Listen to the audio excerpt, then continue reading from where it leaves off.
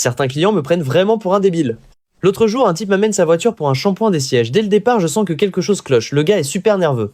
Il reste à côté de moi et tourne autour de la voiture en cercle. Il me répète plusieurs fois. Insiste bien sur le siège conducteur, il y a une tache qui ne part pas, j'ai tout essayé. Je regarde le siège, effectivement, il y a une grosse tache noire ronde sur l'assise, mais elle est bizarre. Alors j'y vais tranquillement, j'utilise ma brosse douce et mon nettoyant textile habituel, je vaporise, je frotte à peine et j'aspire avec l'extracteur.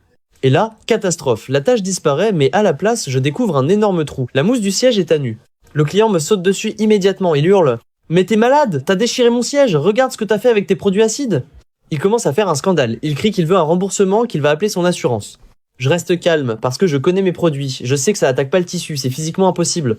Je lui dis de se calmer et je me penche sur le trou. Je regarde de très près, et là je comprends, ce n'est pas une déchirure, c'est dur, c'est du plastique fondu. En fait c'était une brûlure de cigarette. Le type avait colorié le trou avec un marqueur noir pour cacher les dégâts. Il espérait que je nettoie, que le marqueur parte et que je sois accusé d'avoir fait le trou pour que je paie un nouveau siège.